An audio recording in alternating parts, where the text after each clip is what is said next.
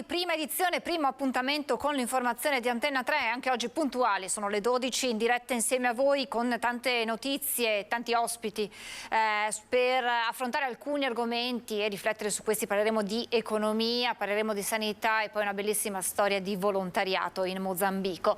Ma come detto, naturalmente in primo piano c'è la cronaca, c'è il maltempo, c'è il ciclone Poppea che continua a imperversare sulla nostra regione. Fortunatamente la situazione è sotto controllo, ci sono alcune situazioni particolarmente attenzionate e c'è un comune nel Veneto dove si è registrato il maggior accumulo di pioggia, quel comune Volpago del Montello, e lì ci sono la nostra Edi Caliman insieme a Nicoletta Rizzetto. Buongiorno Edi. Buongiorno Francesca, buongiorno ai telespettatori. Come hai detto bene tu, siamo a Volpago del Montello e precisamente in via Fra Giocondo, un punto strategico indicato proprio dal sindaco, un punto che una stradina di campagna che costeggia un canale che Nicoletta vi sta facendo vedere, un canale che è spesso soggetto a esondazioni, soprattutto date dal maltempo dell'ultimo periodo. Allerta meteo diramata dalla regione Veneto per questo weekend ed estesa fino alla giornata di oggi, che sembra però rientrare non nell'emergenza. Come possiamo vedere, infatti, il canale si è ingrossato ma non ci sono criticità, i campi attorno a noi hanno retto bene l'intensa precipitazione che ha coinvolto questo comune nella notte. Ha infatti piovuto, ci dicevano qualche passante poco fa, ci diceva dalle 7 di ieri sera fino più o meno alle prime ore dell'alba di questa mattina. 35 mm di pioggia caduti in sole in 6 ore. 35 mm di pioggia che, ricordiamo, sono una quantità altissima per solo 6 ore. Dunque nessuna criticità, nessuna esondazione. Il ciclone Poppea sembra essere passato, si estenderà nelle prossime ore verso le regioni dell'Italia meridionale e però resta di fatto che, come puoi vedere, siamo entrambe con la giacca. Temperature che sono scese di molto, di più di 10 gradi e però appunto in quest'estate che sembra ormai volta al termine, per ora non registriamo nessuna criticità. Sono attesi ancora temporali, l'allerta, come dicevo, sembra rientrata, bollettino regionale che ci diceva appunto che non è stata registrata nessuna criticità particolare, fortunatamente. Francesca, hai domande da studio? Altrimenti con Nicoletta Rizzetto ti restituirei la linea da Volpago. Grazie Edi, grazie a Nicoletta per queste immagini che rendono l'idea, insomma, della portata delle piogge scese in poche ore nel territorio di Volpago del Montello. Grazie a Edi Caliman e a Nicoletta Rizzetto. E poi maltempo con una supercella che ha provocato violente piogge nella Bassa Padovana. Borgo Veneto, qui vediamo questa magnifica probabile supercella temporalesca che dal basso Rodigino veronese si sta dirigendo, è in risalita verso nord-est e si dirige verso il basso Padovano. Il video della probabile supercella, meno intensa di quella ripresa a fine luglio, ma che ha comunque provocato forti temporali. Ancora una volta ad immortalare questo fenomeno così frequente di questa estate è stato Luca Tecchiato, agente di commercio, grande appassionato di meteo, residente nella Bassa Padovana, che ha ripreso la supercella insieme al figlio appena dodicenne. Le immagini che vedete sono state riprese ieri sera nella zona di Montagnana, dove si sono verificati i temporali più forti che hanno provocato qualche allagamento nei terreni di campagna e qualche ramo spezzato per il forte vento. Sono bastate 24 ore di temporali ed intermittenza in tutta la provincia per abbassare repentinamente le temperature elevate del caldo africano dei giorni scorsi. Anche nell'Alta Padovana ci sono stati forti temporali e sono stati registrati degli interventi dei vigili del fuoco per qualche scantinato allagato. Il maltempo dovrebbe continuare per tutta la giornata e si mantiene l'allerta arancione nelle zone a rischio idrogeologico. Ieri sera abbiamo raggiunto un altro valore record della marea dopo i 102 centimetri del 6 agosto scorso, valore mai registrato prima nel cuore dell'estate. Ecco che gli strumenti del centro maree posizionati presso la piattaforma acqua alta del CNR Ismar hanno misurato 112 centimetri con una battuta addirittura di 115 centimetri e una punta di 120 centimetri alle dighe di Lido e Malamocco. Così queste sono le parole del responsabile del centro maree del comune di Venezia, Alvise Papa. Il Mose è stato attivato alle 18 facendo sì che a Venezia il livello fosse contenuto entro i 90 centimetri. È prevista una nuova punta di acqua alta intorno ai 110 centimetri in tarda mattinata oggi, perché la situazione meteo non è cambiata rispetto a ieri. Con il Mose attivo però la laguna interna rimane protetta e la massima in città potrebbe arrivare agli 80 centimetri, misura con la quale anche le zone più basse restano all'asciutto. Attualmente il mareografo posizionato al di fuori della barriera del Lido registra il valore di marea di 1 metro. Lasciamo solo per ora il maltempo, passiamo alla cronaca. Prima spara un colpo di pistola a Salve, poi aggredisce a calci e pugni gli agenti che lo hanno bloccato. È accaduto a Vicenza, a Campo Marzo. La polizia arresta un pluripregiudicato italiano. Un pluripregiudicato di 28 anni è stato arrestato dalla polizia dopo aver aggredito gli agenti e sparato un colpo di pistola. Il giudice ne ha convalidato l'arresto in carcere. L'uomo, un cittadino italiano abitante a Vicenza, sotto l'effetto di droga, aveva esploso un colpo di pistola in aria senza nessun motivo mentre era seduto su una panchina a Campo Marzo. Una passante che aveva assistito alla scena aveva allertato la questura, facendo intervenire immediatamente una pattuglia delle volanti. Nel frattempo l'uomo si era addormentato sotto un albero. Accanto a lui una pistola semiautomatica, rivelatasi poi un facsimile del tutto uguale all'originale, una scatola contenente 42 proiettili, merce varia presumibilmente provento di furto e uno zaino con grimaldelli e attrezzi da scasso.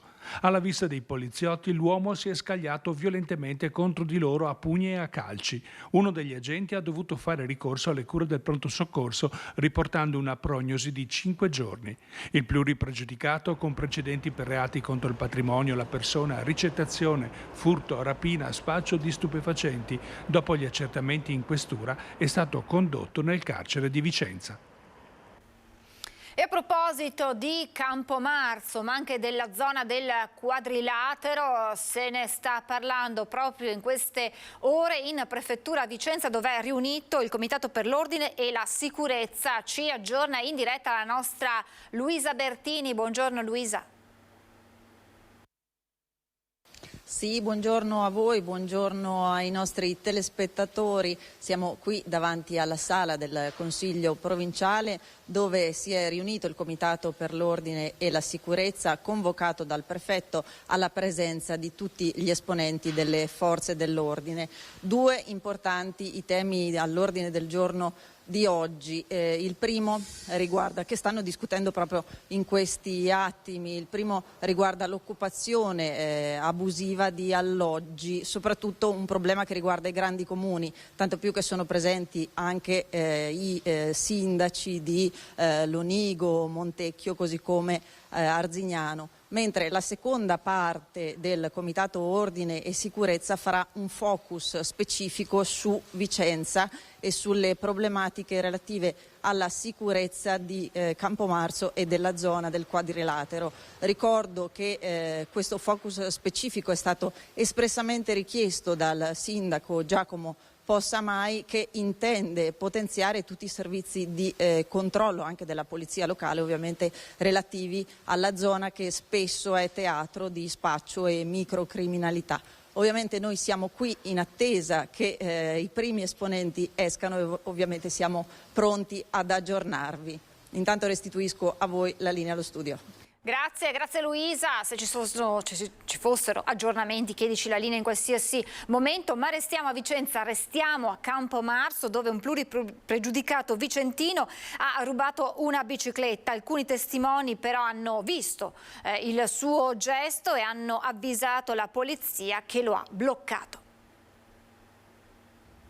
Ero stanco di camminare, così si è giustificato ai poliziotti il ladro di una bicicletta che era stato notato da alcuni testimoni durante il furto in Campomarzo. Si tratta di un pluripregiudicato vicentino di 28 anni, già noto alle forze dell'ordine per reati contro il patrimonio e ricettazione. La sua descrizione minuziosa, fatta alla centrale operativa della questura, ha permesso agli agenti della squadra volanti di riconoscerlo subito nei pressi di Piazzale Bologna. Era ancora in sella la bici rubata quando è stato fermato e non ha potuto far altro che ammettere l'ennesimo reato compiuto. Portato in questura per essere fotosegnalato, l'uomo è stato formalmente denunciato all'autorità giudiziaria.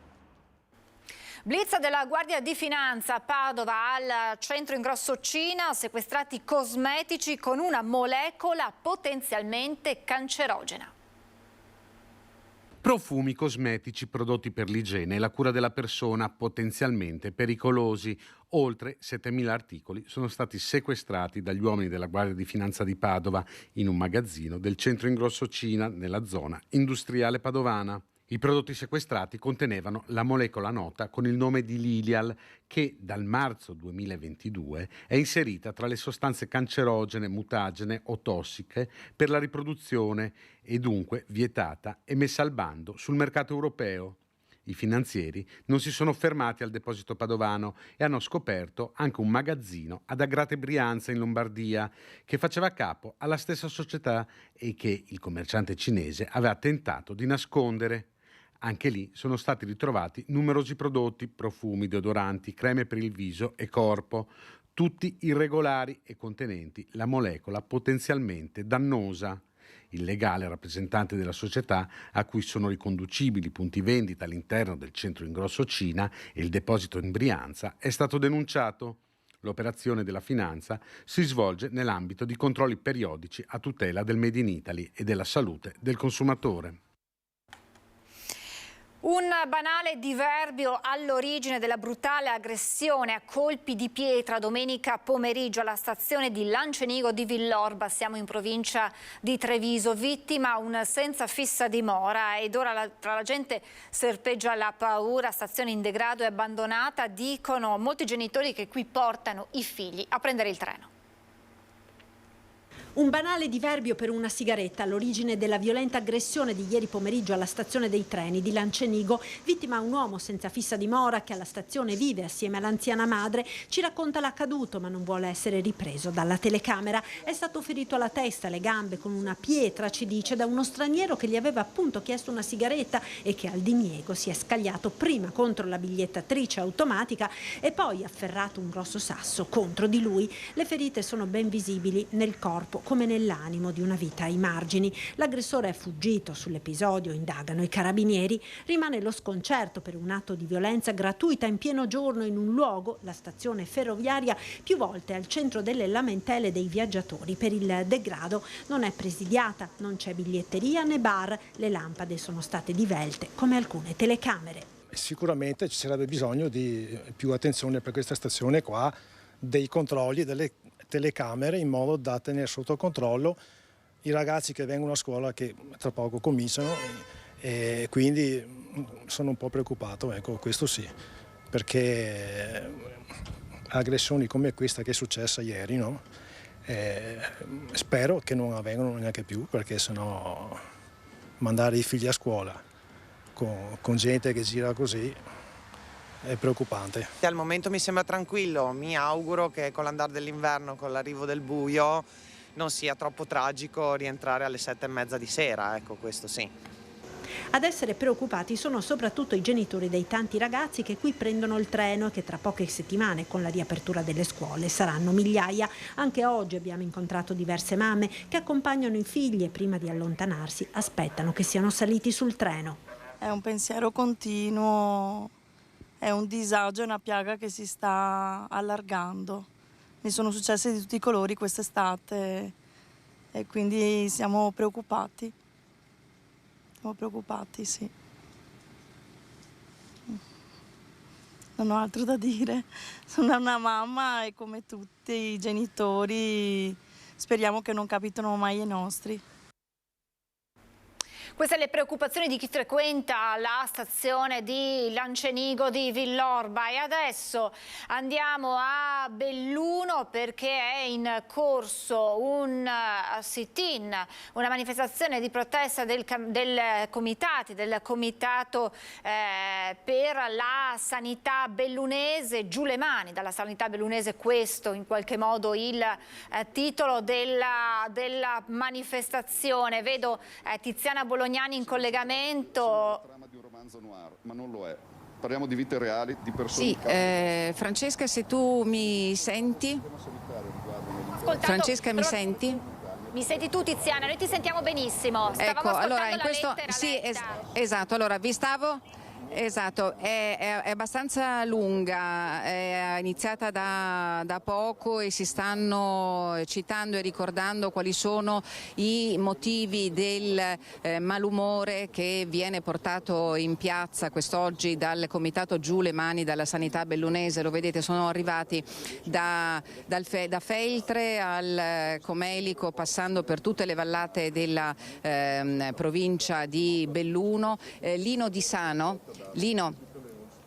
Sano è uno dei portavoce di questo comitato che oggi in piazza porta questo malessere per una sanità che viene smantellata e per il rischio, il timore concreto che i cittadini della provincia di Belluno possano perdere il proprio diritto alla salute. Sì, noi lo diciamo da tempo. Fa parte della nostra piattaforma di rivendicazione. Abbiamo seguito da un paio d'anni come rete questa situazione e siamo sempre più preoccupati di quello che sta accadendo. Voi non entrate nel merito delle polemiche della settimana scorsa scatenate dalla lettera che il sindaco di Belluno ha scritto al presidente Zaia, all'assessora Lanzarin e al commissario Dal Bene, però da lì partite perché presto organizzerete anche una manifestazione, una grande manifestazione di piazza. Sì, non entriamo nel merito. Quello che ci interessa è che i primi cittadini devono prendere in mano questa situazione. La sanità pubblica è un loro impegno fondamentale nei confronti dei cittadini e soprattutto in zone come la nostra, di montagna, dispersiva, con piccoli centri lontani, eccetera, che vivono problemi veramente grossi. I primi cittadini devono far sentire la loro voce, è fondamentale. La nostra manifestazione, che è la terza regionale che terremo, si terrà appunto a Belluno il 28 ottobre e stiamo predisponendo una piattaforma su cui chiedere l'adesione delle varie associazioni, forze politiche, sindacati eccetera che sostanzialmente ribadirà questi problemi e questa carenza di servizi. Grazie Lino. Vittorio? Allora, rimetto un'altra volta il microfono sotto Gloria che arriva dal Comelico. Anziché investimenti nella sanità pubblica che porterebbero benefici a tutti i cittadini, si sceglie di dirottare investimenti che porteranno vantaggi solo a pochi. Privato o privato convenzionato sono parole che vengono sempre più utilizzate, ma che a noi della rete Giù le mani della sanità bellunese e a Covesap suonano male, perché invece di potenziare e qualificare il Servizio Sanitario Nazionale si tende appunto al definanziamento dei servizi, al depotenziamento e alla mancata valorizzazione del personale che a tutti i livelli opera sul suo territorio.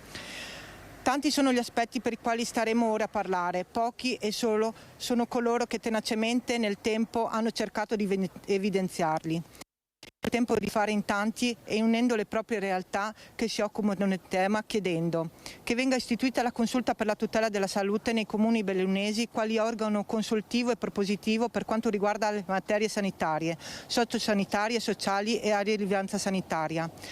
Luogo politico dei cittadini attenti a questa tematica per monitorare la situazione attuale, intercettare carenze e bisogni, dialogando con coloro che vivono quotidianamente la sanità pubblica, da lavoratori a utenti, e farsi poi portavoce e promotore di nuove buone pratiche. riportando in piazza tutti coloro che vivono la difficoltà di questo territorio e rivendicando il diritto all'accesso alla prevenzione, al benessere e alla cura che il sistema pubblico è tenuto a garantire, come prevede la nostra Costituzione.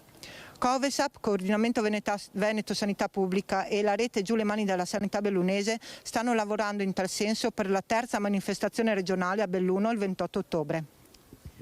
Ecco Francesca, questa era l'ultima parte del comunicato che è stato letto durante questo sit-in, questa azione che è, diciamo, la prima ufficiale qui a Belluno di protesta nei confronti di un sistema che i comitati sostengono non va bene. Devo dirti che tra pochissimo noi saremo nel quartier generale dell'ULSS di Belluno, perché il commissario straordinario dell'ULSS 1, appunto Giuseppe Dalben, darà comunicazioni importanti circa il via libera al centro di secondo livello della neurologia che nei mesi scorsi aveva suscitato anche lì preoccupazioni e polemiche. Viene di fatto istituito, vengono ripristinati i posti letto, arriveranno dei medici e insomma è l'ennesima azione del commissario nei confronti della sanità bellunese, dell'ULSS 1, realizzata anche in tempi davvero rapidissimi assieme a tante altre piccole e grandi questioni che sono maturate sin dal momento in cui Dalben ha messo piede a Belluno in provincia, e sapete che in contemporanea Dalben dirige anche l'azienda ospedaliera di Padova. Sentiremo questa questione della neurologia, peraltro è molto importante perché il centro di secondo livello era ed è previsto nelle schede sanitarie e fino ad ora non se n'era fatto assolutamente nulla. Oggi invece, tra pochissimo, l'annuncio, e vedremo anche quali saranno le reazioni. Domani in Consiglio Comunale a Belluno si discuterà ancora di sanità con la mozione bipartisan non siglata dai gruppi di Valore Comune, Centrosinistra e della Lega per i noti motivi che vi abbiamo riferito la settimana scorsa. Sarà ancora una volta l'occasione per parlare di ciò che unitariamente si intende portare avanti. C'è il problema della lettera famosa del sindaco De Pellegrin che la Lega accusa di aver agito in totale autonomia senza consultare la conferenza dei sindaci dell'ULSS, che hanno saputo della sua iniziativa esclusivamente dalla stampa. Vedremo anche se domani questa questione innalzerà il clima di scontro politico tra la Lega, che è forza di maggioranza della coalizione guidata da Oscar De Pellegrin. Francesca.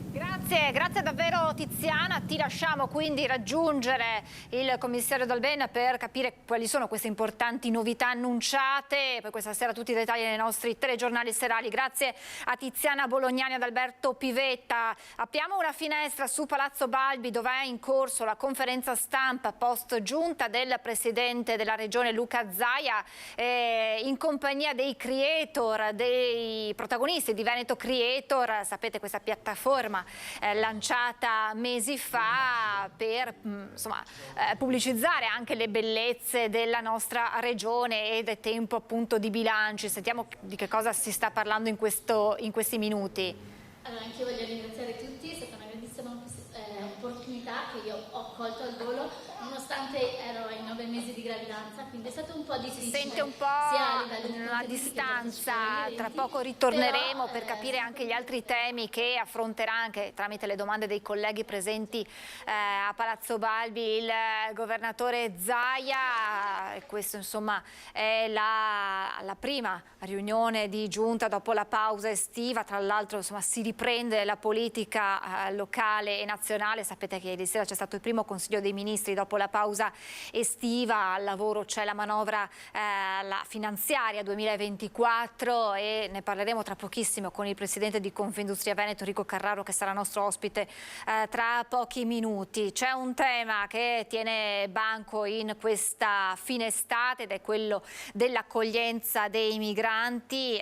Nel Padovano l'ex hotel di Battaglia Terme è usato dal 2015 come hub per gli arrivi dei richiedenti asilo. Il sindaco Momo lo accusa, i primi cittadini, dice, subiscono le scelte del governo. Beh, l'ex albergo che adesso è stato declassato ad ostello è di fatto diventato un CAS, un centro di assistenza straordinaria, dal 2015 ed ha una capienza formale di 80 persone. Però io posso testimoniare che dall'inizio di quest'anno la cooperativa che gestisce questa struttura ci ha comunicato 300 nominativi, quindi sono transitati perlomeno 300 richiedenti asilo. Questi i numeri da inizio anno degli arrivi all'ex hotel di Battaglia Terme, una struttura attiva dal 2015 che non è mai stata chiusa e in questi anni ha accolto migliaia di richiedenti asilo. La capienza massima è di 80 persone, il sindaco però sospetta siano molte di più quelle ospitate. Per un comune che ha 3.800 abitanti direi che c'è un rapporto che è veramente, si fa fatica a dire che è sostenibile.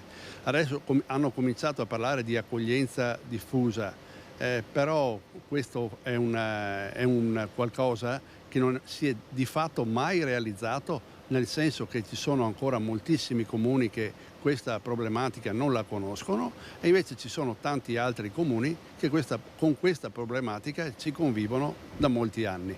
Sono arrivati anche alla palestra del San Benedetto da Norcia a Padova 24 richiedenti asilo. È la terza palestra della provincia messa a disposizione dal sindaco Giordani per gestire l'emergenza sbarchi.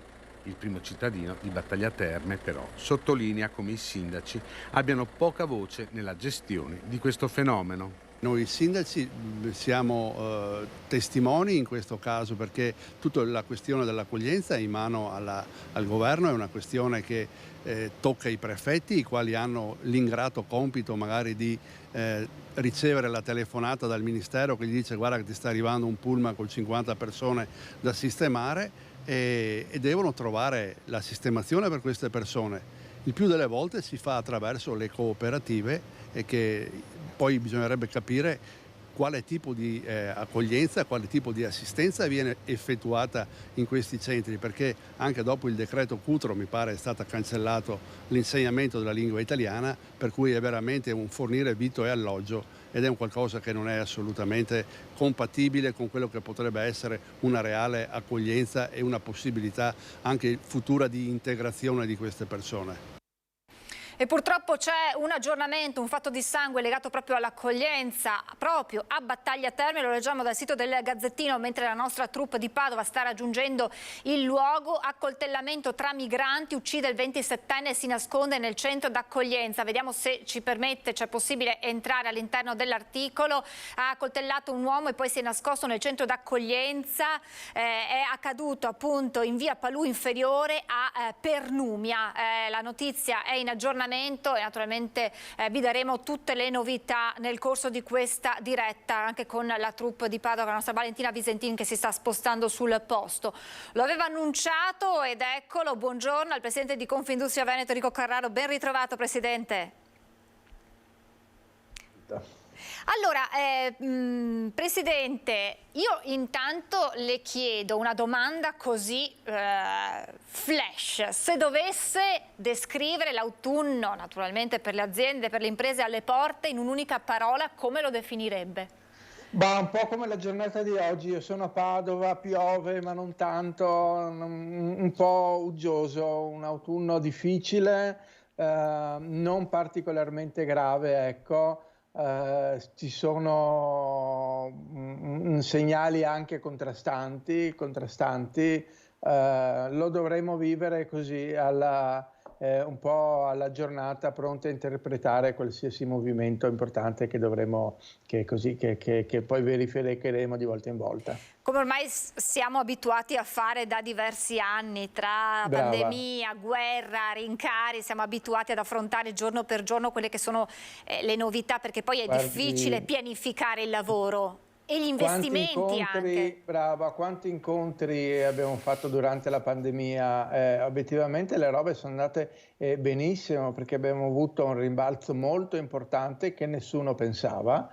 Le nostre imprese ne hanno approfittate, sono state molto, molto veloci nell'approfittarne, si sono così rafforzate. Al punto che oggi ci possiamo anche così permettere, tra virgolette, qualche trimestre un po' meno felice. Abbiamo avuto il secondo semestre con una crescita che è stata molto, molto, molto sottile. Adesso stiamo vedendo il terzo cosa succederà. Tutti dicono ci aspettiamo comunque una crisi, ma il paragone della crisi che abbiamo avuto, che abbiamo pesato, quella del 2009, quella del 2011, ecco, sembra su livelli abbastanza diversi. Quindi una crisi sì, ma non così preoccupante? Non così preoccupante. In queste settimane stanno riaprendo le aziende, abbiamo dei problemi con l'export, l'industria germanica, l'industria tedesca così sta segnando il passo. Ci sono altri settori che stanno andando molto bene, il turismo comunque così ha contribuito molto anche in queste settimane all'economia della regione. Non abbiamo, io ho fatto anche un po' di telefonate da colleghi, dai presidenti delle varie Confindustrie locali, non ci sono oggi casi eclatanti di crisi tali da poter prevedere. Come ho detto prima, di giorno in giorno ormai siamo attrezzati, lo facciamo da diversi anni nel seguire gli eventi. Poi a livello nazionale ci sono degli altri problemi, ci stiamo avvicinando alla finanziaria, ci sono problemi di contabilità dello Stato, tutti vogliono qualche cosa, ma adesso saranno Giorgetti e la Meloni che dovranno un po' così gestire la situazione che a livello nazionale è molto complicata. Ecco, il ministro Giorgetti che, ricordiamo, il governo alle prese con la manovra 2024, ieri primo Consiglio dei Ministri post pausa estiva, e il ministro Giorgetti che diceva, insomma, dovremo fare delle rinunce perché poi quelle risorse vanno da qualche parte trovate. Si parla del taglio del cuneo fiscale, si parla di interventi per le accise, perché insomma questi prezzi della benzina alle stelle pesano sul comune cittadino, ma pesano anche sulle imprese.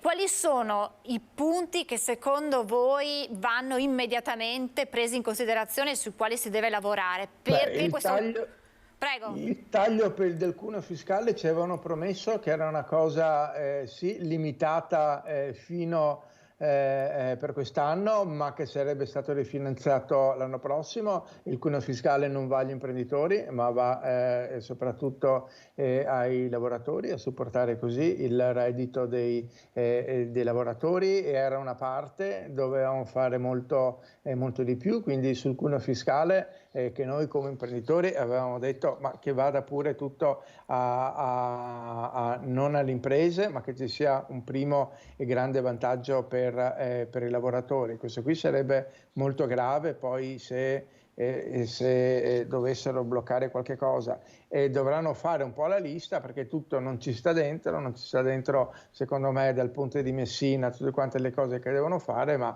Giorgetti e la Meloni dovranno scontentare sicuramente qualcuno con grande difficoltà, aggiungo, perché in vista delle elezioni di aprile, delle elezioni europee, tutti i partiti invece vorranno accontentare un po' tutti, ma non è più il momento di accontentare tutti. Presidente, le chiedo di pazientare qualche minuto. Io mi collegherei a Palazzo Balbi, dove c'è in corso la conferenza stampa del Presidente Zaia. Magari avremo degli spunti anche sui quali riflettere insieme. Un attimo solo, sentiamo Zaia. Si pensi solo alla necessità di introdurre, ad esempio, in maniera energica gli ammortizzatori sociali rispetto agli imbarcati, il tema del procrastinare diciamo, i pagamenti che sono, cioè le scadenze, quindi rispetto all'erario piuttosto che rispetto, che so, agli istituti di credito, se uno ha mutui e altre robe. Vi ricordo che un peschereccio costa circa 600.000 euro a degli imbarcati. Stiamo parlando delle marinerie più grandi d'Italia. Io l'altro giorno sono stato a Pila, Porto Pila, è la seconda marineria d'Italia, del Veneto, la prima è Chioggia. E questa è una tragedia, cioè vorrei ricordarvi che noi ad oggi stiamo andando verso le 500 tonnellate di granchio pescato da inizio anno. Agosto si chiuderà con circa 150 tonnellate. Stiamo parlando di un Veneto che produce quasi il 40% delle vongole veraci d'Italia, sono circa 52.000 quintali, il che vuol dire che quest'anno chiuderemo questo bilancio con meno 80%. Cioè voi capite che non bastano le lacrime, 80-90%. Questo granchio, per chi non lo sapesse, la vongola viene coltivata. È un'attività quasi simile agricola, no? Perché in laguna ci sono proprio, definiamogli gli appezzamenti, ovviamente sono in acqua, dove viene fatta la semina, le microvongole. Ecco, quelle se le fotte tutte il granchio, cioè se le mangia tutte, ma d'ufficio. Cioè abbiamo visto che nelle pance dei granchi blu in laguna sono pieni delle microvongole che vengono seminate e dopo che verranno raccolte dopo la loro crescita, che ha dei determinati periodi. Quindi 52.000 quintali, l'80% rischia di svanire. Abbiamo circa 20.000 quintali di cozza DOP, anche qui il granchio blu fa man bassa. Dopodiché abbiamo tutto il tema della piccola pesca in laguna, pensate al tema delle reti, la piccola pesca è quella che si fa entro le 3 miglia e quindi il granchio blu arriva su ste reti, vede l'orata nella rete, taglia la rete, si mangia l'orata e quindi i pescatori tirano su al mattino le reti piene di buchi e con qualche granchio blu. La situazione è più tragica di quello che magari qualcuno a livello nazionale interpreta o percepisce. Non sto parlando della sensibilità del governo, va sottolineato che il governo si è mosso in tempi non sospetti già stanziando i primi 2,9 milioni per questo cataclisma. Però questa è la tragedia più grande che sta colpendo la pesca in Veneto. Cambierà la fisionomia del Veneto, la cambierà in maniera profonda, rischia di cambiare non solo un comparto produttivo ma anche un profilo identitario. Voi pensate che se facciamo il 40% delle vongole e siamo esperti nella coltivazione dei mitili, diciamo in laguna, finisce che noi rischiamo di non farli più. E così vale per le ostriche, l'ostrica rosa di Scardovari, lì ci sono circa 14 cooperative e fanno 1.500 persone che ci lavorano, diciamo in generale.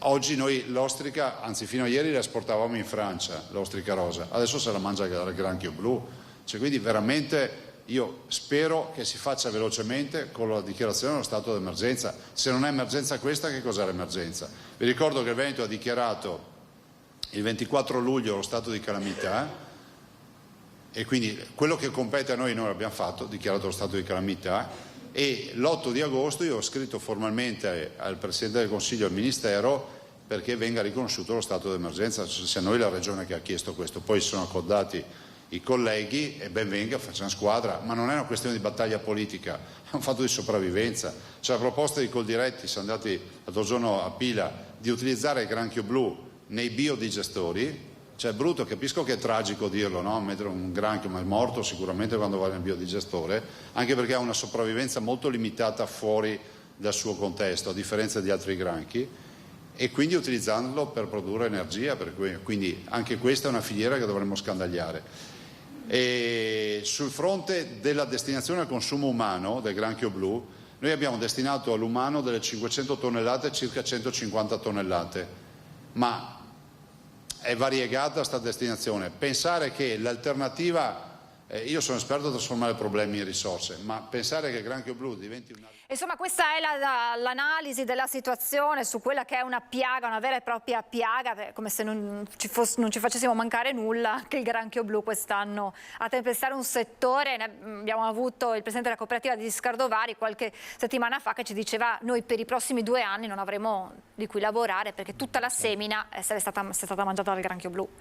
È una tragedia per quel comparto. Per fortuna la nostra regione non vive solo sul granchio blu, ma nella regione ricca ci sono tante attività, ma diciamo che fa bene Zaia a prendersi cura di queste minoranze che sono un po' più in difficoltà.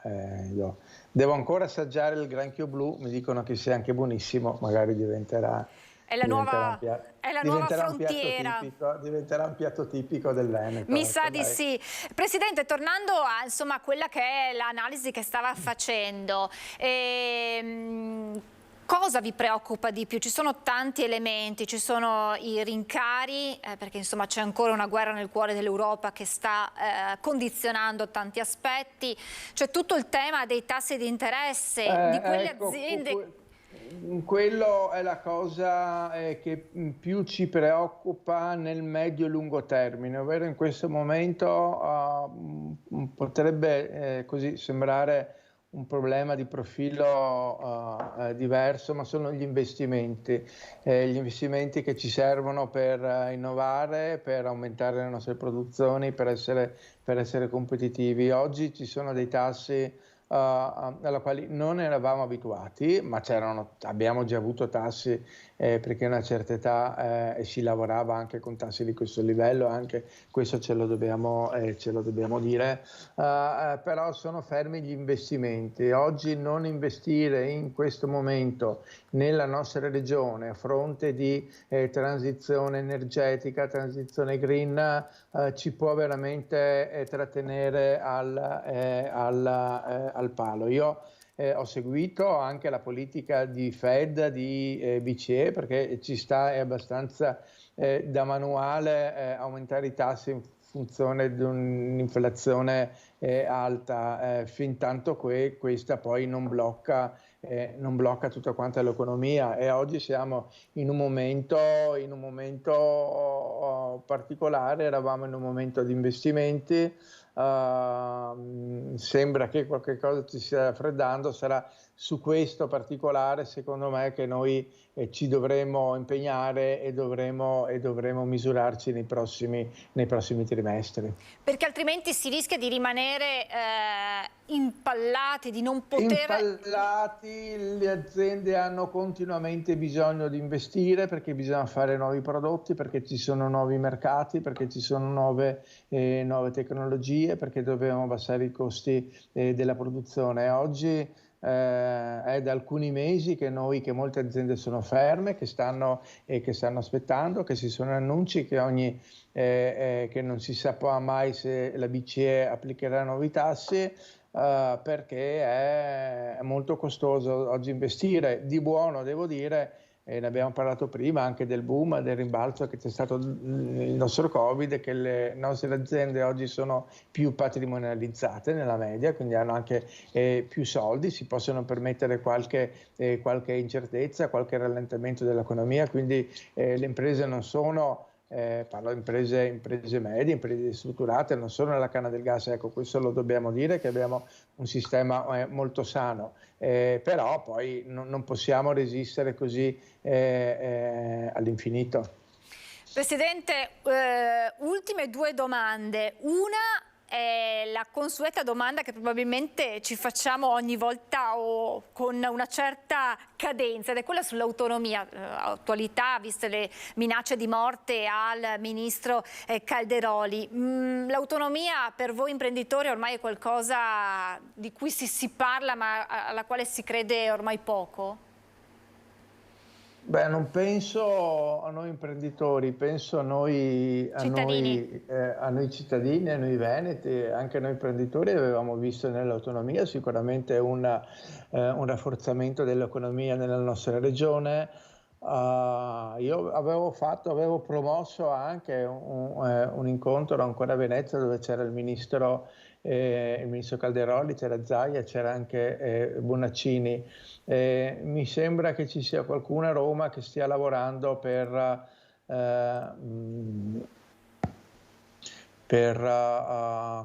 bloccare, per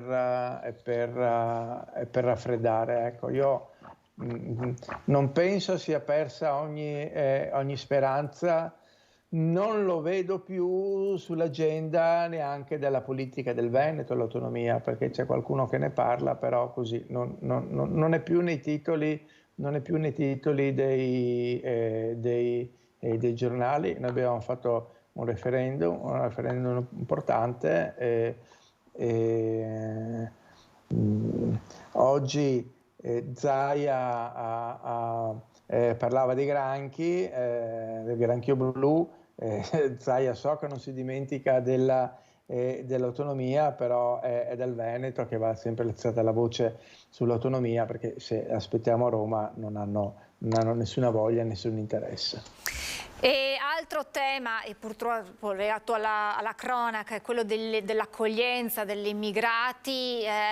Anche nel mondo degli imprenditori si è alzata la voce per una gestione dell'immigrazione, dei flussi migratori che vadano a rispondere a quelle che sono le richieste delle aziende, dell'economia, del tessuto produttivo regionale, con dei flussi regolamentati, in modo da rispondere a quella carenza di personale che ahimè continua a farsi sentire in modo pesante. Sì, la cosa è imbarazzante perché si parla di emergenza e migrazione. Emergenza è un terremoto, un temporale, una frana. Non possiamo parlare di un'emergenza che è da almeno un decennio che va avanti, no? Ormai è la consuetudine. Non possiamo pensare alla buona volontà del sindaco, che parlo di Giordani, che mette a disposizione le palestre. Non sono quelli i luoghi deputati così per ricoverare queste cose qui. In 10 anni si poteva pensare anche di fare qualche cosa di meglio, di più strutturato. È una cosa difficile, è una cosa complicata. Noi abbiamo bisogno di manodopera, abbiamo bisogno di lavoratori, abbiamo bisogno anche di trattenere, perché sappiate che alcuni di questi considerano l'Italia proprio come luogo di transito per andare magari nel nord a lavorare nel nord Europa o in Germania. Quindi ne parlava anche al convegno di Rimini il presidente Mattarella, che dobbiamo sapere interpretare bene anche questa ricchezza, perché abbiamo bisogno di lavoratori, e quindi nel giorno stesso che questi qui arrivano, io il giorno dopo gli insegnerei a fare qualche cosa, perché abbiamo bisogno degli autisti, abbiamo bisogno degli artigiani, abbiamo bisogno di tanti lavoratori, quindi non ci possiamo neanche prendere il lusso di metterli lì, di metterli da una parte e aspettare che cosa. Secondo me lì tutti insieme dovremmo lavorare in modo propositivo per quella che è l'emergenza, diciamo, di questo tipo. Noi abbiamo bisogno anche di attirare nella nostra regione professionalità più importanti, vedi medici, ma anche così laureati, e quindi anche lì secondo me dovremmo attivarci in altro modo, perché, ripeto, anche questa volta qui noi non facciamo più figli, non abbiamo più lavoratori, ci sono sempre più pensionati, andiamo incontro a due problemi: A, di mantenere appunto le pensioni, B, di mantenere l'output produttivo, perché se pensiamo di diventare più grandi, di aumentare il PIL così, nei pochi che siamo sempre meno, dobbiamo avere bisogno. So che è complicato perché poi ci sono state delle degenerazioni su questo, vediamo anche le nostre periferie, un'immigrazione non guidata che cosa ha comportato? Vediamo,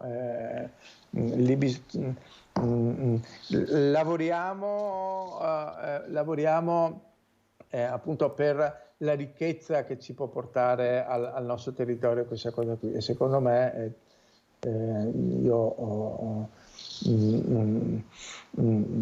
c'è bisogno di lavoratori, ma c'è bisogno di lavoratori istruiti. Ecco, su questo proprio io inizierei a fare qualche percorso positivo, vedendo se poi si può fare qualche cosa di buono. Presidente, io intanto la ringrazio e visto che abbiamo detto in apertura che si vive giorno per giorno, torneremo presto ad aggiornarci per vedere come sono passati, trascorsi questi giorni. Speriamo con una giornata di sole e con buone notizie. Ce lo auguriamo tutti, grazie al Presidente di Confindustria Veneto Enrico Carraro, buon lavoro Presidente, a presto. Grazie davvero e io corro in pubblicità perché sono già in ritardo. Pubblicità.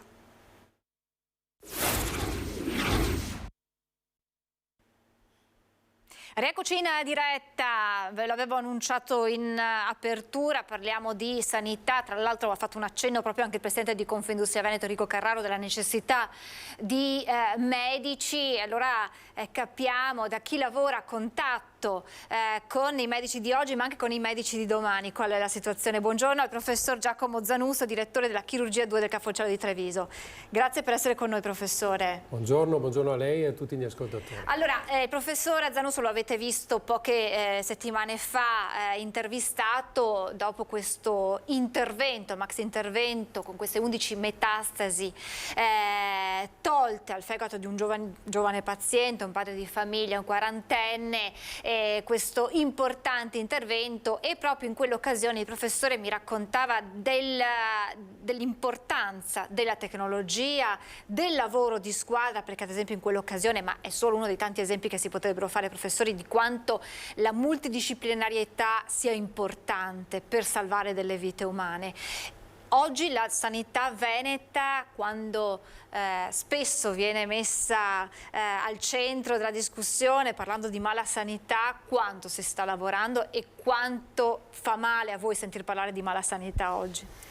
Fa molto male, soprattutto dopo il periodo Covid, visto il grande impegno che è stato profuso tutto dalla componente medica, dalla componente infermieristica, dagli operatori sanitari, quindi c'è stato un lavoro enorme, per certi versi anche in parte misconosciuto, e comunque ci ha consentito di superare una criticità. Fa male quindi sentire parlare di mala sanità, anche perché il nostro impegno è massimale, sempre massimale per i nostri pazienti, per i nostri cittadini in sostanza, perché è lì che si rivolgono tutte le nostre attenzioni.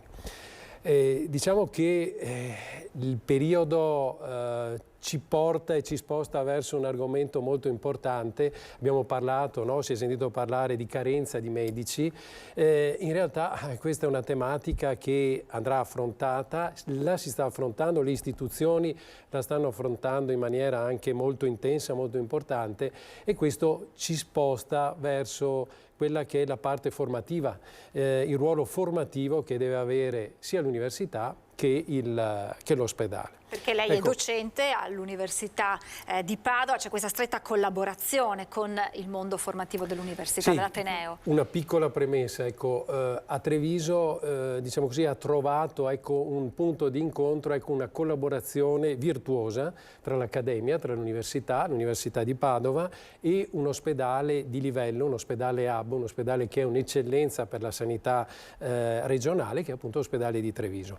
Qui l'allora rettore Sarino, professor Rizzuto, e attualmente la prima rettrice donna dell'università, la professoressa Mappelli, Daniela, donna validissima, bravissima veramente, che è la prima rettrice dell'università, prima rettrice donna, dicevo, hanno trovato un punto di incontro per migliorare la formazione dei nostri ragazzi, e quindi ovviare una delle problematiche che stiamo vivendo in questo momento, frutto probabilmente di alcune difficoltà di programmazione, che è quella dei medici, del numero dei medici che abbiamo a disposizione.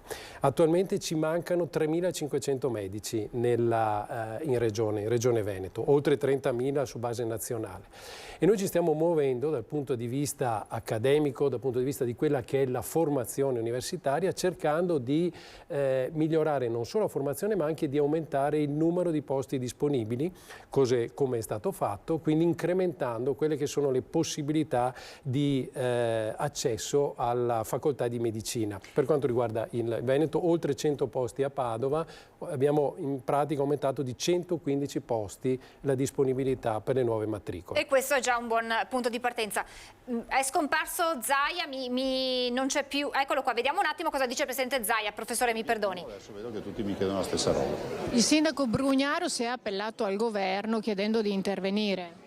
Beh, ha ragione, non so quale sia il contenuto dell'appello, ma se l'appello va nella direzione di dire guardate qui non ce la facciamo più, è così, cioè noi siamo in grossa difficoltà, visto e considerato che questi numeri sono insostenibili. Poi io sono abbastanza arrabbiato rispetto al ruolo dell'Europa, che è un'Europa che è totalmente assente, che è un'Europa che pensa di risolvere i problemi con qualche visita istituzionale, che è un'Europa che a tutt'oggi ha portato il tema di ricollocamenti europei del famoso accordo a zero, non stanno ricollocando nessun migrante.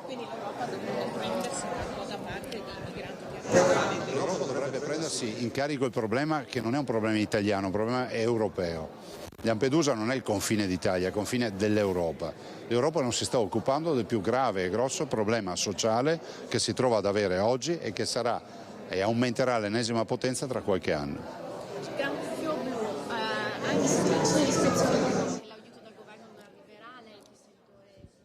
L'aiuto del governo c'è già stato. Avete sentito la risposta proprio al tema dei migranti di cui abbiamo parlato anche con il Presidente di Confindustria, tra l'altro la notizia di cronaca in aggiornamento di questo accoltellamento tra migranti a Pernumia, eccolo qui, 27enne ucciso e chi lo ha accoltellato si nasconde nel centro d'accoglienza. La nostra troupe di Padova con Valentina Visentini sta raggiungendo il posto, appena possibile ci collegheremo con loro per gli aggiornamenti. Allora, professore, tornando a noi, si è aumentato il numero di posti perché c'è voglia di fare i medici, perché quindi queste notizie spesso dei giovani che si allontanano dalla professione medica per 1000 motivi, gli stipendi troppo bassi, paura di denunce, eccetera, non è così. Lei che ha contatto con questi giovani. Allora, da quello che è il nostro osservatorio appunto privilegiato, quello dell'ospedale di Treviso, e come dicevo c'è questa combinazione tra formazione, assistenza e preparazione dei ragazzi, diciamo che io sto incontrando degli allievi, degli studenti veramente appassionati. Noi abbiamo cominciato dal 2020 ad attivare l'intero corso di laurea di medicina, quindi tutti i 6 anni. E devo dire che finora ho trovato ragazzi veramente appassionati, veramente desiderosi di imparare, che si sono avvicinati con grande voglia all'ambito sanitario. Indubbiamente ragazzi virtuosi, guardi, oggi in sala operatoria ne avevo 3, che interessatissimi, che sono presenti, chiedono, fanno domande, quindi dimostrano una notevole passione, e questo indubbiamente promette molto bene per il futuro. Io sono ottimista in questo senso, perché tutti i ragazzi che vedo e che poi ho modo di verificare all'esame arrivano preparati, desiderosi quindi di imparare, di crescere, e sono soprattutto sempre presenti. Li ho in corsia, li ho in ambulatorio, li ho in sala operatoria. Veramente devo dire sono contento perché queste sono le premesse per migliorare quella carenza di medici che abbiamo. E teniamo presente anche una cosa, che i medici avranno mercato nel prossimo futuro. Oggigiorno addirittura gli specializzandi che si specializzano, quindi che acquisiscono poi il diploma post laurea, sono ragazzi che trovano immediatamente una collocazione nell'ambito lavorativo, che è importante. E soprattutto poi noi con queste giovani leve abbiamo modo di recuperare tutto un lavoro importante che c'è da fare. Tutte le liste d'attesa che sono frutto della problematica Covid, noi abbiamo intenzione, grazie appunto all'aiuto poi delle istituzioni, della nostra direzione generale, utilizzando anche nuovi giovani medici, sicuramente riusciremo a portare delle correzioni importanti, a ridurre quelle liste d'attesa riportandone nei termini fisiologici, perché questo è inevitabile che ci sia. Non è necessario andarli a cercare all'estero? Ma io devo dire, allora insegno all'Università di Padova, sono professore all'Università di Padova, 800 anni di storia. Forse la medicina nasce qui da noi, c'era Bologna, più vecchia di Padova, ma la storia, la cultura medica è italiana, e io vedo tra i ragazzi, ribadisco, questo grandissimo interesse e grande passione, per cui soprattutto in termini di programmazione futura noi non avremo bisogno di medici provenienti da altre regioni. Se ci saranno, se entreranno all'interno del nostro sistema sanitario, ben vengano, saranno come sempre bene accolti, ma i nostri ragazzi sicuramente avranno la possibilità di sopperire nella maniera migliore a quelle che sono le esigenze del sistema sanitario e della nostra popolazione. Quindi possiamo dire, professore, che questo tema della carenza che preoccupa chi deve organizzare poi il lavoro sarà un tema che ci lasceremo alle spalle come un brutto ricordo una volta che questi ragazzi saranno formati e pronti ad entrare effettivamente in corsia? Indubbiamente ci vorranno degli anni, perché per formare un medico non bastano solo i 6 anni di medicina, ma ci vuole poi tutto il periodo della specializzazione, quindi sono almeno altri 5 anni in cui è fondamentale che i ragazzi frequentino l'ospedale, le sale operatorie e gli ambulatori. Quindi indubbiamente il mio è un discorso che è di tipo programmatico. Al momento attuale una carenza è presente, quindi tutto ciò, tutte le misure che saranno necessarie per ovviare a questa carenza ovviamente andranno prese. Ma io ci tengo in modo particolare a dire che in un prossimo vedo un futuro roseo, perché le giovani leve ci sono presenti e sono soprattutto hanno una disponibilità nell'utilizzo delle apparecchiature tecnologiche veramente importante. Medicina sarà sempre più tecnologica, va bene? Quindi i nativi digitali, i ragazzi che oggigiorno maneggiano con grande disinvoltura tutta la parte informatica, sicuramente saranno avvantaggiati poi nell'applicazione delle nuove tecnologie che stiamo utilizzando adesso, per esempio in chirurgia, dei nuovi protocolli farmacologici di chemioterapia. Quindi vedo un futuro sicuramente da costruire, da preparare, da organizzare, cioè sarà importante avere visione di quelli che saranno i prossimi 10 anni, ma vedo, e di questo sono veramente contento, che le istituzioni si stanno preparando. C'è grande fermento sia a livello regionale, sia a livello accademico con università, sia a livello per esempio del nostro ospedale, dove il nostro direttore generale sta preparando la cittadella universitaria, perché tenga presente una cosa: è fondamentale la formazione, è fondamentale quella che è poi la parte pratica, l'acquisizione delle informazioni, dell'esperienza in sala o in ambulatorio o in corsia, ma è importante anche che i ragazzi abbiano e si trovino le condizioni di poter studiare in maniera tranquilla, con tranquillità, quindi la problematica degli alloggi, la problematica di tutti quelli che sono i servizi che devono essere presenti.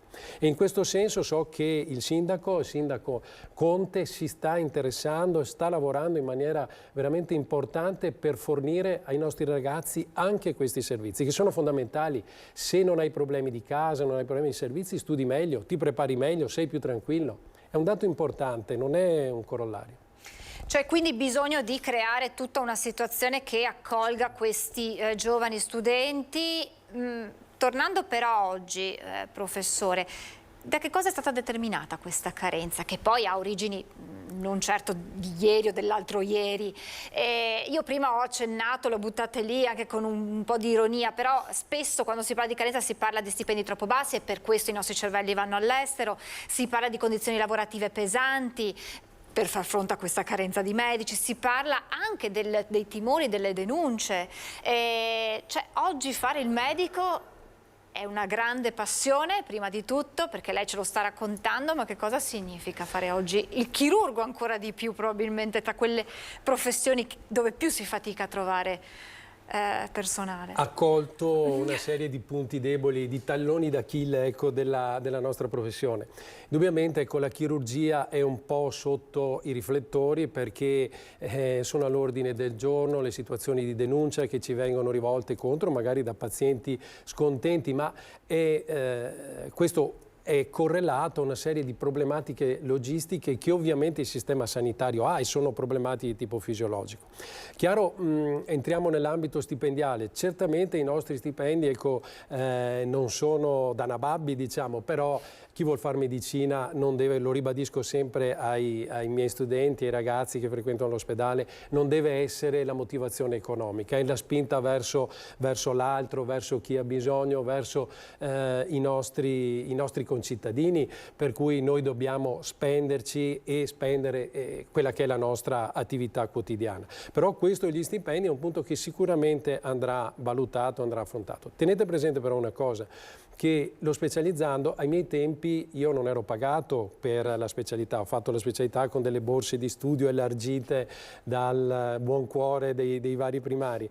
Oggigiorno lo specializzando ha una sua retribuzione, quindi in qualche modo ha una sua gratifica economica che può consentire, alcuni dei miei ragazzi sono riusciti a far questo, può consentire, ecco, la possibilità di sposarsi, mettere su famiglia, eccetera. Quindi è importante. Però il problema economico è un problema che c'è ed andrà affrontato. Lei mi chiedeva da dove nasce il problema della carenza dei medici. Probabilmente ci sono state una serie di scelte nel passato, nei decenni scorsi, tra cui introduzione del numero chiuso, che probabilmente ha limitato poi il numero degli accessi a medicina. E dopo inevitabilmente una componente medica è andata incontro per ovvie motivazioni fisiologiche al pensionamento, quindi non c'è stata ancora la possibilità di sostituirli. Chiaro che per oggi si sta ripensando e devo dire c'è fermento da questo punto di vista, perché il problema lo si è colto e ci si sta mettendo mano. Ribadisco, a Padova abbiamo aumentato di Padova e Treviso, perché Treviso è polo di sviluppo dell'Università di Padova. Tra Padova e Treviso sono stati aumentati 115 posti disponibili per le nuove matricole. Di conseguenza abbiamo una situazione che nel giro di alcuni anni sono state poi aumentate le borse di studio per gli specializzandi, quindi la speranza è quella poi di rimpinguare il numero di medici disponibili. Chiaro che però vari aspetti devono essere sicuramente affrontati, ma ciò che è fondamentale è la programmazione. Prima dobbiamo cogliere il problema, recepirlo, metabolizzarlo e poi cominciare ad affrontare, a preparare delle soluzioni. Ed è cosa che si sta facendo questo. Ultimissima battuta, perché poi la pubblicità e poi la lascio tornare in sala operatoria. Tema liste d'attesa. Chiaramente la pandemia ha pesato, sappiamo il grande lavoro che è stato fatto da parte della Regione e dei direttori generali e di voi medici, infermieri, tutto il personale per recuperare, nonostante il faticoso lavoro in quei mesi terribili del Covid. Tema liste d'attesa è un tema molto sensibile anche tra i nostri telespettatori. Che cosa si sente di dire a chi si sta guardando e magari è in attesa da mesi per una ernia? Grazie, ecco. Ad esempio. Ecco, perché questo mi dà la possibilità anche magari interloquire con i nostri pazienti a casa che sono in attesa. Allora, il Covid è stato drammatico, non serve che io lo ripeta. Noi però, ospedale di Treviso, polo di sviluppo dell'Università di Padova, siamo riusciti a mantenere le liste d'attesa per i pazienti oncologici entro i 30 giorni. Il 90-95% dei nostri malati con problema oncologico, quindi in pericolo di vita durante il periodo Covid, sono stati chiamati entro i 30 giorni. E questo è veramente una realtà virtuosa che non ha molti paragoni sul territorio nazionale. Quindi questo è importantissimo. Abbiamo dato la precedenza ai pazienti gravi, ai pazienti oncologici. Chiaro che questo ha penalizzato i pazienti con patologia benigna. Quindi purtroppo con carenza di personale, di sale, di risorse che avevamo in quel momento, abbiamo dovuto penalizzare sostanzialmente chi non era in pericolo di vita. Adesso io questo mi sento di dire, stiamo facendo il massimo, non solo noi medici, ma anche gli infermieri, anche gli OS, la direzione, per ritrovare spazi di sala operatoria per poter venire incontro e sanare queste liste d'attesa. Ci stiamo lavorando, lavoriamo tutti i giorni, credetemi, veramente in maniera alacre, continua, senza rispettare orari, e di questo devo ringraziare, me lo consenta pubblicamente, non solo i miei medici, il mio gruppo di medici, ma anche tutto il personale infermieristico che sta lavorando, infermieristico e operatori sanitari che stanno lavorando veramente senza risparmio, ed è spesso un'attività che è snervante, faticosa, perché fine giornata le ore di sala operatoria le si sentono veramente. Però ecco, io quello che posso dire è che ci stiamo mettendo il massimo dell'impegno, e su questo ringrazio le istituzioni, la Regione per le risorse che ci mette a disposizione e il nostro ospedale, dove ormai siamo praticamente rivolti solo a questo problema, il problema della soluzione delle liste d'attesa. Vorremmo dare risposta a tutti, cercheremo di farlo, abbiate pazienza, noi ci stiamo lavorando. Grazie. Da parte mia, nel mio piccolo, ma immagino sia anche il grazie dei nostri telespettatori, che poi tra milli mugugni e lamentele sanno quanto vale la nostra sanità. Grazie professore. Grazie al professor Giacomo Zanusa, direttore della chirurgia 2 del Capocello di Treviso. Grazie davvero, e noi ci fermiamo a pubblicità.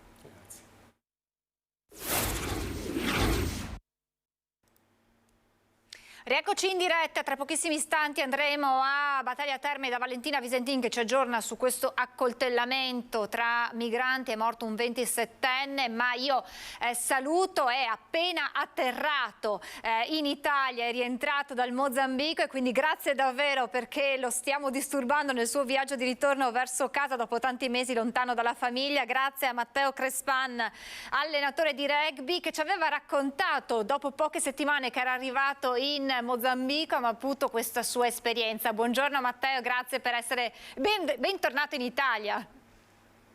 Grazie mille, buongiorno a voi tutti, buongiorno.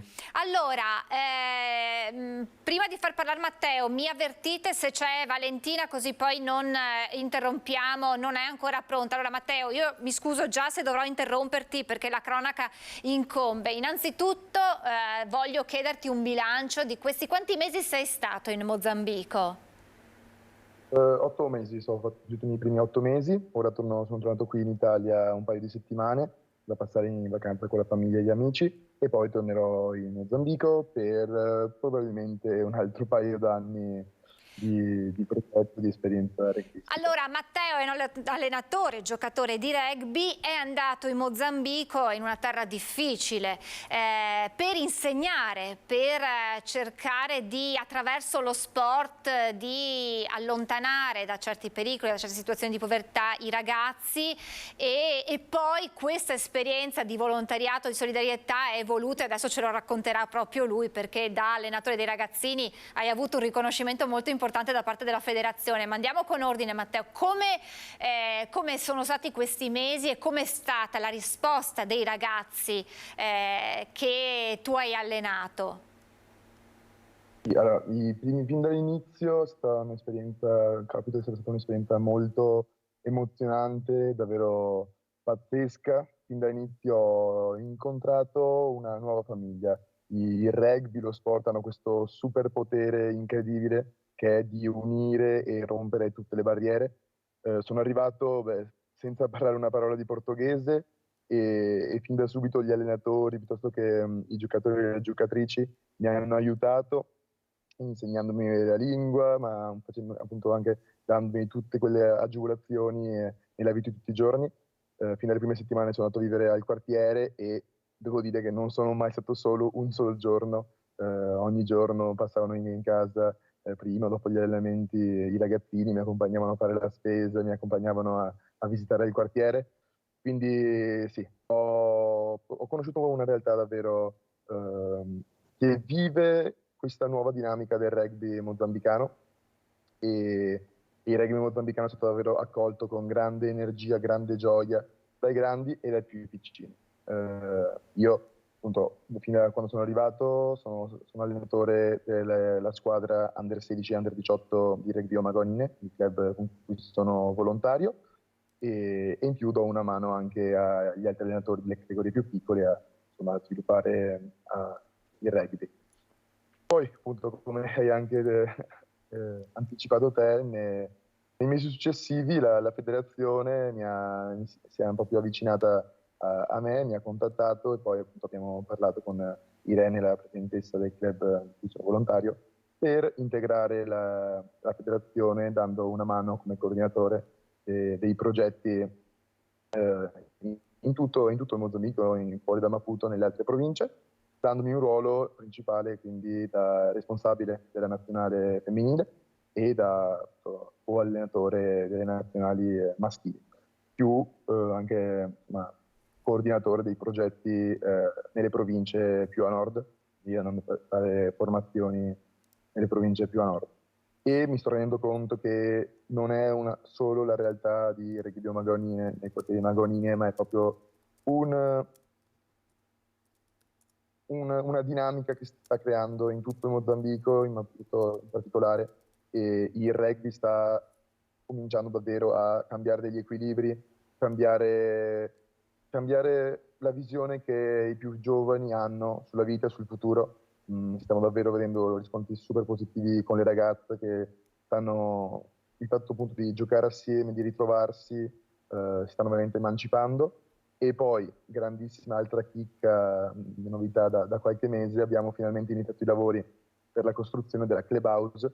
La clubhouse è la casa, diciamo, del club in cui poi allenatori e giocatori si possono ritrovare prima e dopo gli allenamenti, dopo le partite, per discutere, per chiacchierare, per stare assieme. E anche ora stiamo per terminare il tetto, quindi la clubhouse non è ancora terminata, ma già nei gruppi magari scrivono chi viene oggi in clubhouse, giochiamo a carte, giochiamo a uno per stare assieme.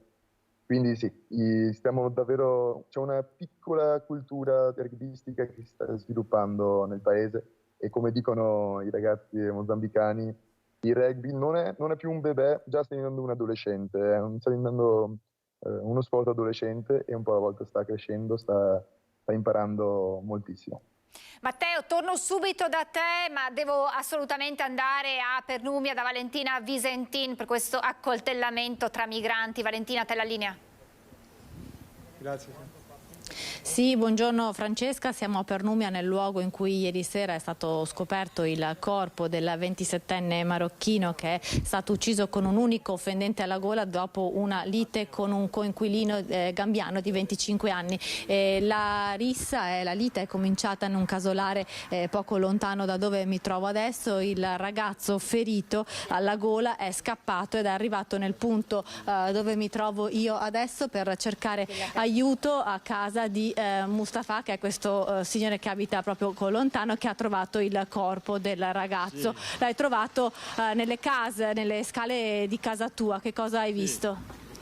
L'ho visto davanti alla porta, dove sta morendo, tanti sangue e una cosa grave. E tu hai chiamato i carabinieri, i soccorsi? Ho chiamato i carabinieri e anche la polizia. E dopo una mezz'ora, quarto d'ora è arrivato loro. E lui abitava qui vicino insieme a quello che molto probabilmente è il suo assassino? No, abitavano insieme, sì. Abitavano assieme. E li hai mai sentiti litigare? No, ho sentito solo urlare, non lo so. Io ho uscito, ho chiamato mio amico, c'è qualcosa grave, io ho uscito, ho trovato lui davanti alla porta. Dicevamo, non so cosa c'è successo. Il corpo è stato trovato proprio qui, sotto queste scalette, davanti alla porta, all'abitazione di Mustafa, in quel punto dove adesso vedete la pozzanghera d'acqua. In quel punto il corpo, il ragazzo 27enne si è accasciato. Qui sono arrivati subito i carabinieri e anche i primi soccorsi vani, perché per il ragazzo non c'era più nulla da fare. Un unico fendente mortale alla gola, molto probabilmente è morto per dissanguamento. La vittima, dicevamo, è un 27enne marocchino, il nome è El Guttaya Anouar. Il suo assassino, un 25enne gambiano con cui appunto viveva in un casolare a pochi metri da qui, è scappato lungo questa strada arginale che collega Pernumia a Battaglia Terme per raggiungere una struttura di accoglienza di richiedenti asilo nel quale in passato era stato ospite. È riuscito così ad accedere alla struttura, dove però all'interno di questa struttura per migranti è stato rintracciato dai carabinieri, che sono giunti sul posto dopo aver ritrovato il corpo senza vita del ragazzo. All'origine appunto di questo omicidio forse una lite violenta, ma ulteriori dettagli poi ve li daremo all'interno delle edizioni dei nostri telegiornali. Intanto da Pernumia è tutto, restituisco la linea allo studio. Grazie davvero Valentina Visentin e buon lavoro. Tutti gli aggiornamenti questa sera nei nostri telegiornali. E torniamo a Matteo Crespan. Matteo, ma quando sei partito ti saresti poi immaginato un'evoluzione del genere e che il rugby avrebbe avuto questo importante impatto sui ragazzi, ma anche sui meno giovani? Sicuramente non potevo immaginarmi un'evoluzione del genere, ma mi rendo conto che la vita può presentarti delle opportunità ogni giorno e appunto sorridendo alla vita, la vita poi ti sorride e vengono fuori veramente opportunità inimmaginabili. Per quanto invece riguarda il rugby qui in Mozambico, in cuor mio sapevo che è uno sport che ha dei valori e un'energia incredibile, un potere incredibile. Non avevo dubbi già da quello che mi raccontavano, e poi l'ho visto con i miei occhi, che il rugby, lo sport in generale, poi io ho la fortuna di comunque aver conosciuto il rugby fin da piccolo, può davvero cambiare delle dinamiche sociali, può aiutare a vedere un futuro migliore in una popolazione, un popolo mozambicano. Un po' alla volta sto cercando di capire e di comprendere alcune dinamiche. È un popolo che è davvero molto sereno, molto felice nelle sue giornate, ma che soffre una grandissima violenza strutturale data da mancanza di servizi, una grandissima corruzione, e quindi c'è un po' quella sfiducia, quella non più speranza in un futuro floreo, perché appunto lo Stato, vive una dinamica molto difficile, e invece il rugby sta illuminando il cammino di vita di questi ragazzi, e da un paio d'anni cominciamo ad avere i primi allenatori che avevano cominciato come giocatori ed ora sono allenatori e che ricevono un piccolo compenso in quanto allenatori, e i ragazzini quindi comunque vedono, e soprattutto le famiglie dei ragazzi e delle ragazze vedono che c'è una possibilità di, anche perché no, vivere di rugby in Mozambico. Penso che sia proprio il futuro del rugby mozambicano. Ci sono i ragazzi, ma soprattutto le ragazze, hanno capito che il futuro può essere differente grazie allo sport, in questo caso al rugby. Tu sei estremamente modesto, ma voglio dire, questa richiesta che ti è arrivata dalla federazione non è poca cosa. E insomma, che cosa succederà adesso nel tuo futuro? Adesso sono qui per un po', ma poi tornerò, e chissà per quanto tempo ti fermerai lì, alla luce proprio di questo tuo nuovo impegno. Sì. Sono atterrato in Mozambico a gennaio con un progetto di 12 mesi, anzi il mio visto finiva a metà novembre, quindi sarebbe stato fino a metà novembre, e invece poi c'è tutta una dinamica che si è lanciata. Ho cominciato a conoscere appunto altri allenatori, il presidente della federazione, gli altri coordinatori, e sono venuti poi tutte queste opportunità, questi progetti. Il futuro, chiacchierando anche con altri amici che lavorano nella cooperazione, che lavorano da un po' in Mozambico, un buon ciclo di vita in paesi dell'Africa australe comunque di 3 anni, quindi la mia idea, mi dico, di vivere tutto il 2023, tutto il 2024, tutto il 2025. Consapevole che comunque sto scrivendo una grandissima pagina sia nel mio curriculum sia nella mia vita in generale, e sicuramente il futuro anche dopo il 2025 non so se sarà ancora in Mozambico o se sarà altrove, ma mi rendo conto che può essere nel mondo dello sport, e posso continuare a portare la bellezza dello sport per distruggere le barriere sociali, per cambiare le dinamiche difficili in paesi in via di sviluppo o del terzo mondo. Ma sì. A volte davvero mi sveglio la mattina e non ci credo, vivere ogni giorno rugby è un sogno che avevo fin da bambino, che ho cercato di realizzare in Italia, poi successivamente in Francia, durante l'ultimo capitolo in Francia, e invece ce l'ho fatta in Mozambico. Chi l'avrebbe mai detto? Probabilmente nessuno, e invece eccoci qua a scrivere una bella pagina di questa mia vita mozambicana. E questo progetto, tutta questa tua esperienza la racconterai il 1° settembre in questo incontro.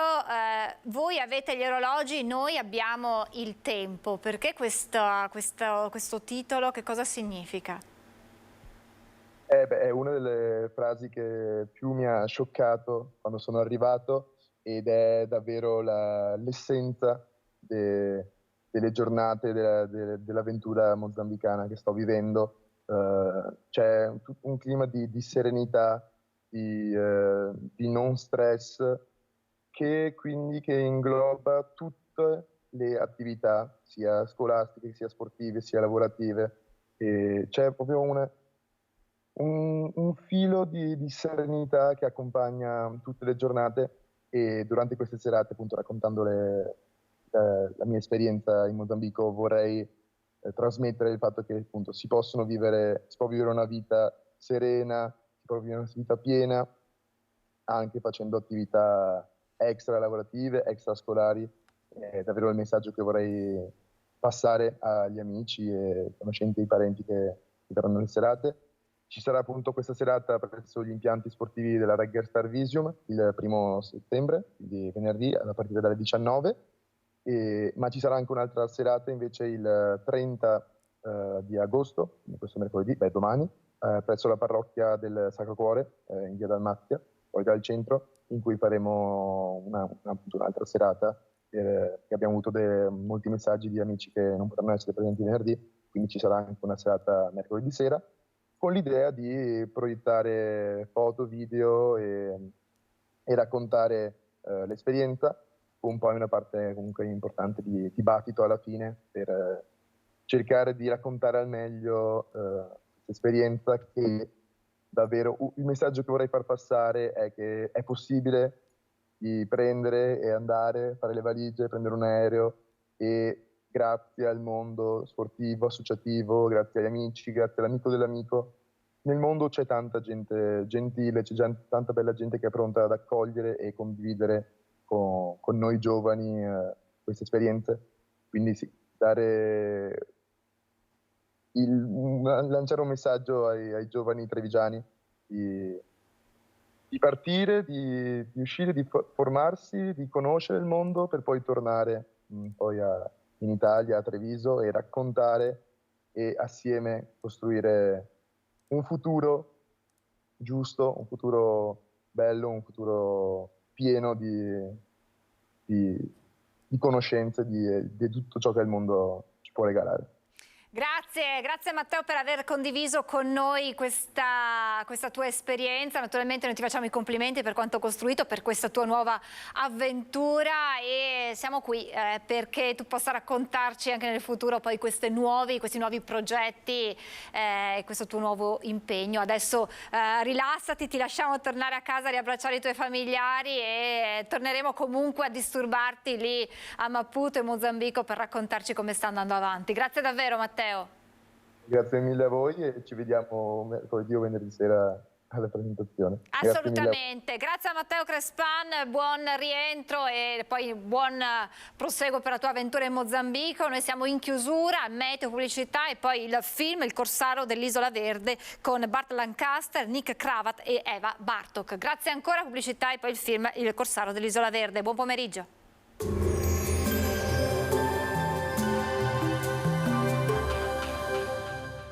Vuoi usufruire delle detrazioni fiscali? Chiama allo 0422 320605. Exi, professionisti del risparmio energetico dal 2006. Benvenuti al meteo. Il vortice ciclonico insiste sull'Italia, forte maltempo e valori termici in picchiata. Vediamo insieme il dettaglio di martedì 29 agosto.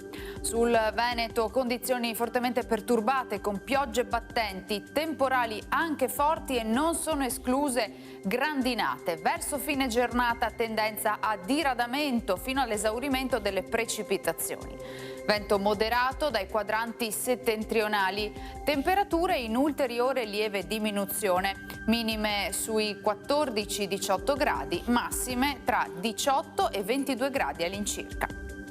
Spostiamoci ora sul Friuli Venezia Giulia, anche in questo caso cielo coperto con rovesci un po' dappertutto, le piogge saranno da deboli a moderate.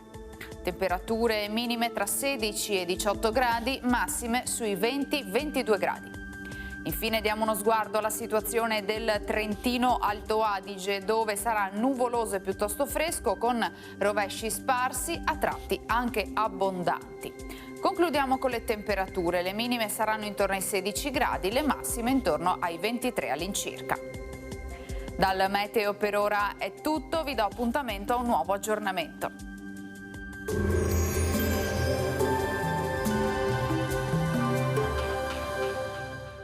Vuoi usufruire delle detrazioni fiscali? Chiama allo 0422 320605. Exi, professionisti del risparmio energetico dal 2006.